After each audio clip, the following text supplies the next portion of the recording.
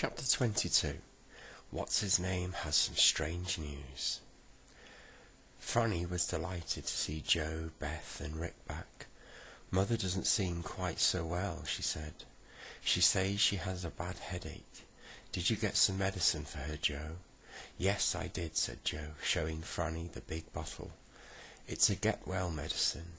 Let's give Mother some now. It smells of plums, so it should be rather nice.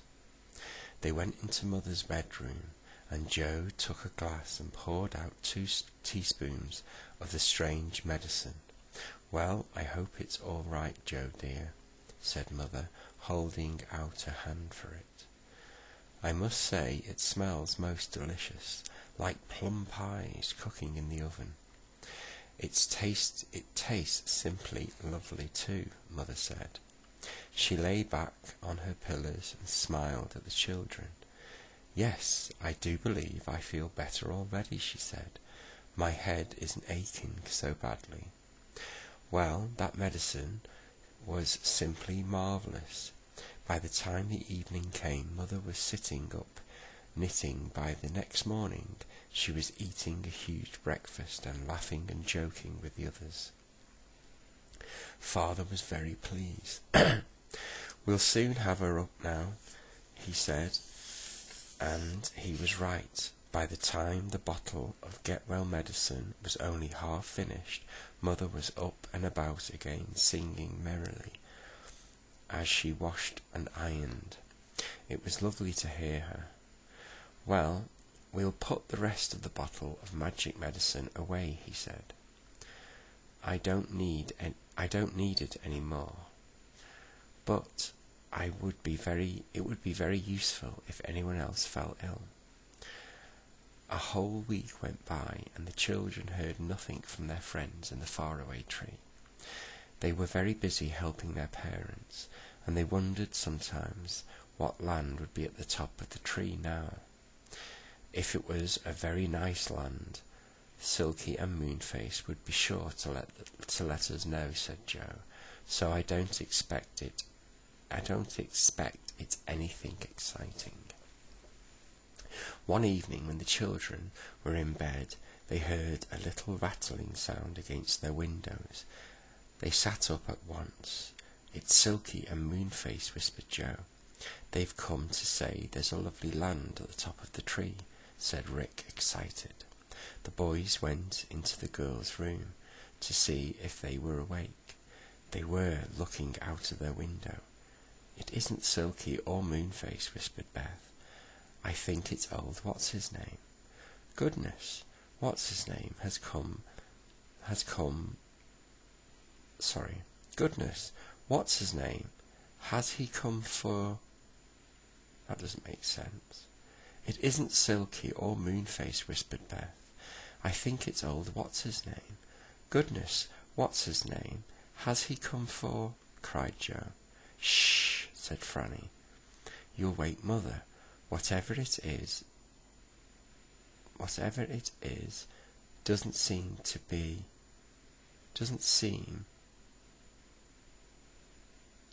want to... Right, sorry. It isn't Silky or Moonface, whispered Beth. I think it's old what's-his-name. Goodness, what's-his-name? Has he come... What has he come for? I added that what because it's not in the book. The book said, what's his name? Has he come for? Doesn't make any sense. Cried Joe. Shh, said Franny. You'll wake Mother. Whatever it is, he doesn't want to come any nearer. Let's creep down and see if it is what's his name. So they put on their dressing gowns and crept down the stairs. They went into the garden and whispered loudly, Who's there? What is it? It's me, what's-his-name, said a voice, and Mr. What's-his-name came nearer to them. He looked terribly worried. What's the matter? Asked Joe. Have you seen Silky, Moonface or Saucepan Man lately? Asked What's-his-name. Not since we all went to the land of magic medicine, said Joe. Why, aren't they in the faraway tree? They've disappeared, said What's-his-name. I haven't seen them for days. They went and never even said goodbye to me. Oh, what's his name? But what could have happened to them? Asked Beth. They must have gone up into some land and moved away from that, and it's moved away from the top of the tree, and that's why you haven't seen them. No, that isn't it, said what's-his-name. The same land has been there ever since the land of medicines moved away. It's the land of tempers. I'm quite sure that Moonface and the others wouldn't visit it, because it's well known that everyone there is always in a bad temper. No, they're gone, vanished, disappeared. And I do so miss dear old Saucepan Man. It makes me very, very sad.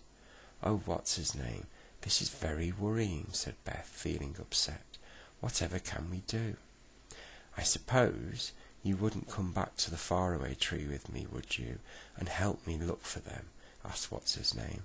I feel so lonely there. And, you know, somebody else has taken Moonface's house and Silky's house too. They have come from the land of tempers, and I'm so frightened of them that I just simply don't dare to go near them. Good gracious, this is very bad news, said Joe. Somebody else in Moonface's house, and somebody in Silky's too? Most extraordinary. I'm surprised you didn't hear anything, what's-his-name. You know, I'm sure Moonface would have made a lot of fuss and bother if anyone had turned him out of his house. Are you sure you didn't hear anything? Not a thing, said what's-his-name gloomily. You know how I snore, don't you? I expect I was fast asleep as usual, and I shouldn't even have heard if they had called me for help. Well, listen, what's-his-name, we can't possibly come tonight, said Joe.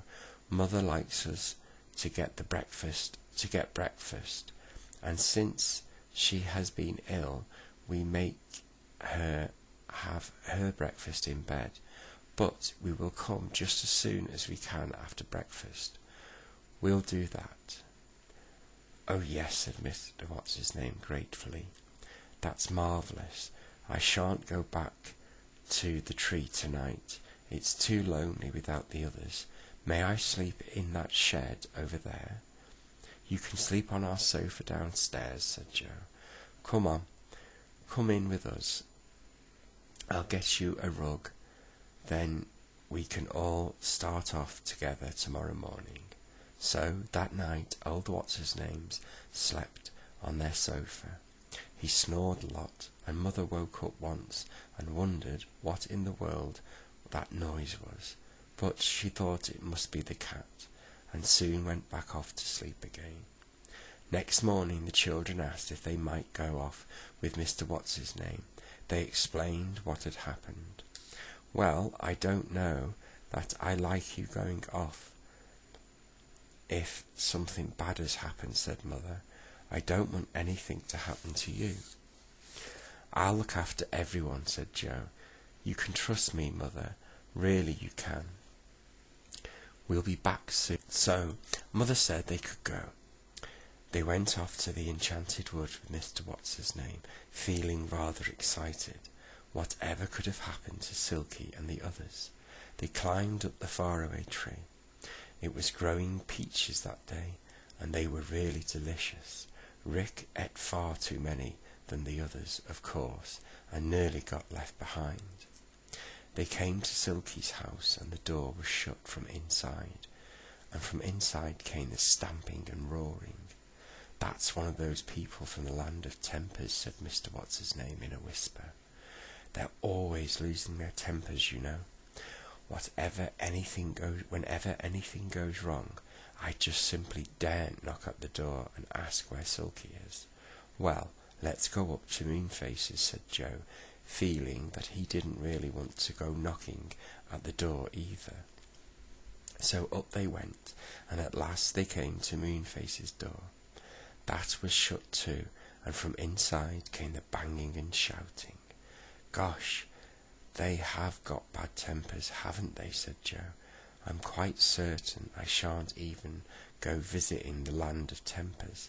Let's peep in at the window and see who's there. So they peeped in and saw a round, fat little man with large ears, a mop of dark brown hair, fierce eyes, and a very bad-tempered look on his face. He was looking for something on the floor. "Where's it gone?" he shouted. "You bad, wicked button! Where did you roll to? Don't you know I want to put you on my coat again? I'll stamp you into 100 bits when I find you." Joe giggled. "If he does that, it won't be much good trying to sew it back to his coat," he said. Just then the little man looked up and saw the 4 children peering in at him. He got up in a rage, flew to the door and flung it open. "How dare you pray and peep?" he yelled, stamping first one foot and then the other. "How dare you look in at my window?" "It isn't your window," said Joe. "This house belongs to a friend of ours called Moonface. You'd better get out before he comes back, or he will be very angry." "Puh! You don't know what you're talking about," cried the bad-tempered man. "I'm Sir Stamp-a-Lot,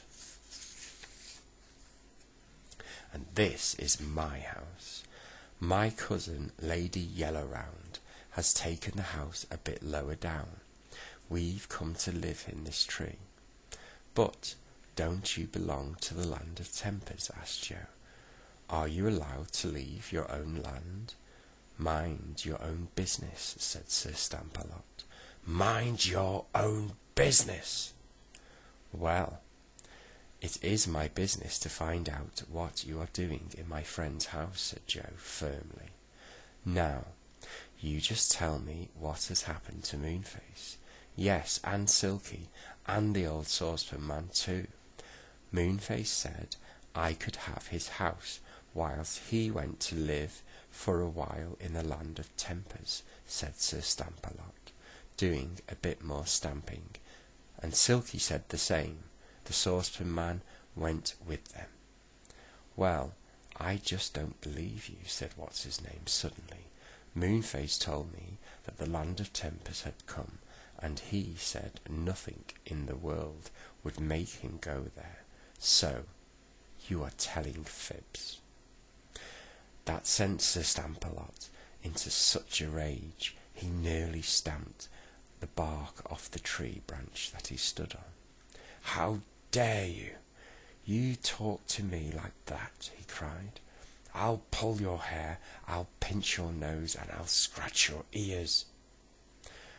"What a nice kind of pleasant person you are," said Joe. "What a beautiful nature you have. What a sweet, charming friend you would make."